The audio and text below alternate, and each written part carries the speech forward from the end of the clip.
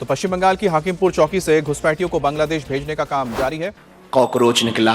जिन कॉकरोचों से लोग डरते उनकी पार्टियां बनी। खुद रक्षा मंत्री ख्वाजा आसिफ, उन्होंने एक इंटरव्यू में साफ साफ कहा है कि पाकिस्तानियों के पूर्वज बाहर से नहीं आए थे, नहीं बल्कि हिंदू थे। कि क्या हो गया, एक नई बहस छिड़ गई है देश में, एक सुझाव आ गया है। वो कह रहे हैं कि साहब बकरीद पर कुर्बानी वर्सेस केक हो गया है, दीपावली पर हवा बचाओ, पोल्यूशन मत करो। तो ये आ गया एक और पर्यावरण को लेकर अब बहस छिड़ गई है कि बकरीद पर कुर्बानी वर्सेस केक, मतलब ऐसे केक मंगवाओ, केक पर ऐसे बकरा बनाओ और काट दो। इससे घुसपैठियों को बांग्लादेश भेज दिया गया है। बीएसएफ ने जरूरी कागजी कार्रवाई पूरी करने के बाद घुसपैठियों को बांग्लादेश बॉर्डर गार्ड्स को सौंप दिया। नेपाल से सटे यूपी के जिलों में 10 साल के अंदर मुस्लिम आबादी 32% बढ़ गई।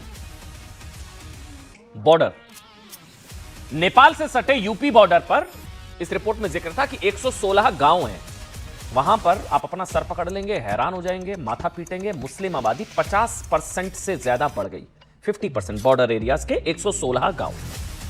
इस बीच केंद्रीय गृह मंत्री अमित शाह ने सीएम शुभेंदु अधिकारी के एक्शन की तारीफ करते हुए कहा है कि जो घुसपैठी अपने आप जाना चाहते हैं उन्हें सेफ पैसेज दिया जाएगा। अमित शाह ने कहा कि पहचान का अभियान शुरू होने से पहले एक एक घुसपैठी को वापस भेज दिया जाएगा। मुंबई की बात कर रहा हूं मैं, आर्थिक राजधानी, इधर उधर मत जाइए। मुंबई यानी भारत इस वक्त आप कह सकते हैं कि एक बारूद पर बैठा है। जनसांख्यिकी बदलाव के बारूद पर बैठे हुए हैं इस वक्त हम। ये बहुत डेंजरस है नेशनल सिक्योरिटी के लिहाज से, भारत की क्षेत्रीय अखंडता, संप्रभुता के लिहाज से भी आप कह सकते हैं। इसी को ध्यान में रखते हुए प्रधानमंत्री नरेंद्र मोदी ने जो ऐलान किया था, अब गृह मंत्री अमित शाह ने मिशन डेमोग्राफी के तहत कमेटी का ऐलान कर दिया। कमेटी बना दी गई, अब बन गई है कमेटी। अमित शाह ने यह पोस्ट आया, मिशन डेमोग्राफी को जरूरी बताते हुए कहा कि डेमोग्राफिक चेंज भारत की संप्रभुता के साथ ही राष्ट्रीय सुरक्षा, कानून व्यवस्था, सामाजिक संरचना में बदलाव और जनजातीय समाज के संरक्षण से जुड़ी एक बहुत सीरियस प्रॉब्लम है। बांग्लादेशी घुसपैठिए बंगाल से वापस जाने लगे हैं। पश्चिम बंगाल में बॉर्डर पर जो कतारें लगी हैं, अब उन्हें बांग्लादेश की तरफ भेजा जा रहा है। हाकिमपुर में अचानक घुसपैठियों की भीड़ उमड़ आई थी, लेकिन बीएसएफ ने बेहद संवेदनशीलता के साथ बांग्लादेश बॉर्डर गार्ड्स के साथ समन्वय किया और अब ये भीड़ कम हो रही है। हालांकि पश्चिम बंगाल में अवैध तौर पर रह रहे बांग्लादेशियों की नई खेप हर रोज बॉर्डर पर पहुंच रही है। गैर कानूनी तरीके से भारत में आए लोग अब इस वक्त बांग्लादेश वापस जाने के लिए यहाँ पर हाकिमपुर चेक पोस्ट पर इकट्ठे हुए हैं। एक के बाद एक पुलिस और बीएसएफ के द्वारा उन्हें लाइनों पर लगाया गया है और इस लाइन के जरिए उन्हें बीएसएफ का चेक पोस्ट के अंदर ले जाया जाएगा और उसके बाद उनका दस्तावेज जो है उनके पास बांग्लादेश का, वो सभी दस्तावेज को निरीक्षण किया जाएगा और उसके बाद उन्हें वापस अपने देश यानी कि बांग्लादेश भेजा जाएगा।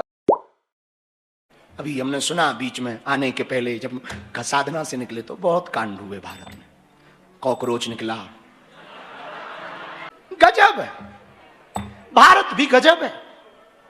जिन कॉकरोचों से लोग डरते उनकी पार्टियां बनी। पर इससे यह सिद्ध होता है बेरोजगारी तो बढ़ रही है, भारत का स्किल डेवलपमेंट तो घट रहा है। भारत के युवाओं की चिंता तो होनी चाहिए, ये तो सोचना चाहिए। फिर हमें खबर मिली कि डीजल पेट्रोल कम।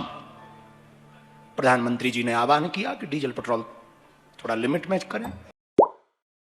और वही देखिए, पाकिस्तान की सियासत में इस वक्त आग नहीं लगी है बल्कि पूरा भूचाल आ चुका है और इस बार केंद्र में है खुद रक्षा मंत्री ख्वाजा आसिफ। उन्होंने एक इंटरव्यू में साफ साफ कहा है कि पाकिस्तानियों के पूर्वज बाहर से नहीं आए थे, नहीं बल्कि हिंदू थे। पाकिस्तान के रक्षा मंत्री ख्वाजा आसिफ ने एक इंटरव्यू में साफ साफ कहा कि पाकिस्तान के मुसलमानों के पूर्वज हिंदू थे। ये वो बयान है जिसने पाकिस्तान में आग लगा दी है। लोगों को अब तक यही बताया जा रहा था कि उनके पूर्वज कहीं बाहर से आए हैं, लेकिन इस खुलासे के बाद लोग अपने आप को ठगा हुआ महसूस कर रहे हैं। उन्होंने कहा कि बच्चों को जो इतिहास पढ़ाया जा रहा है, यहाँ तक कि समाज में लोगों को उनकी असली जड़ों से काट दिया गया और कई लोग ये मानकर चलते हैं कि उनके पूर्वज कहीं बाहर से आए थे, जबकि सच्चाई ये है कि हमारे पूर्वज हिंदू थे।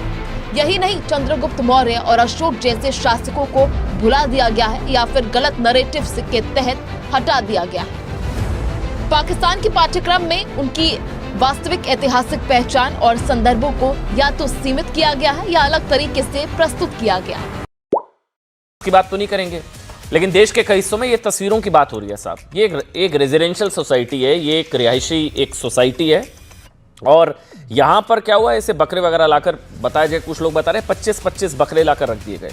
एक residential society Mumbai, Mira road Mumbai, posh इलाका, रेजिडेंशियल सोसाइटी। अब बकरीद कब है? 28 तारीख को, 28 मई को मनाया जाएगा।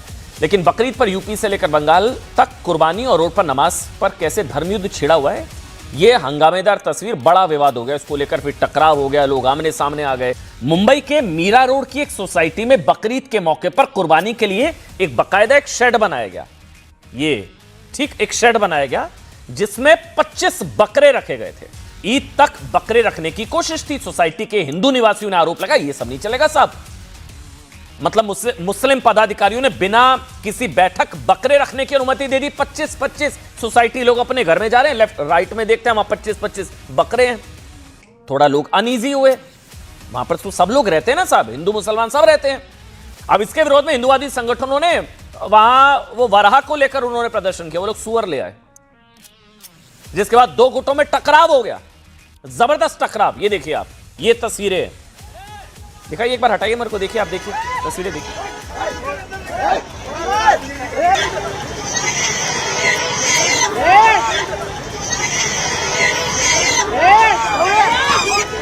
फिर क्या हुआ?